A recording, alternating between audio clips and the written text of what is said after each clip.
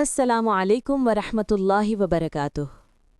اسلام نے دنیا کے کئی حصوں کو علم، عدل اور امن سے منور کیا، لیکن کیا آپ جانتے ہیں کہ وہ کون سے شہر ہیں جو اسلام کی تاریخ میں سب سے پہلے بسے؟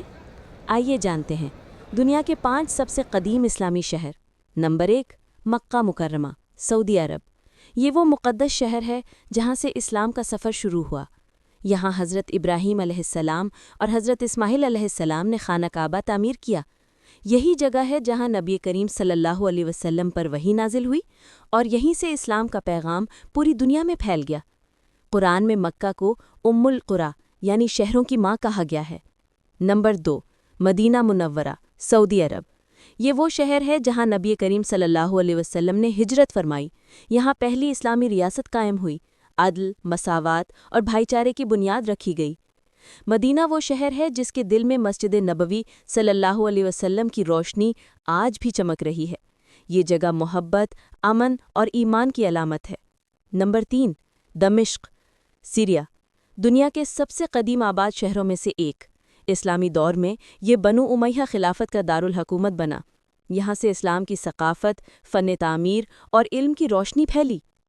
یہ شہر حضرت خالد بن ولید جیسے بہادر صحابی کا مدفن بھی ہے۔ Number 4، Baghdad, Iraq.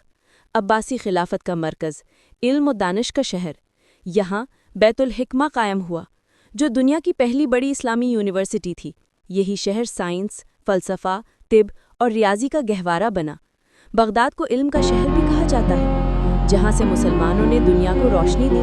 نمبر 5، قرطبہ، اسپین، الاندلس۔ یورپ کا سب سے پہلا اسلامی شہر۔ جب یورپ اندھیروں میں ڈوبا ہوا تھا، قرطبہ علم اور روشنی سے جگمگا رہا تھا۔ یہاں ہزاروں کتابوں پر مشتمل لائبریریاں تھیں اور عظیم مسجد قرطبہ آج بھی اسلام کی شان بیان کرتی ہے۔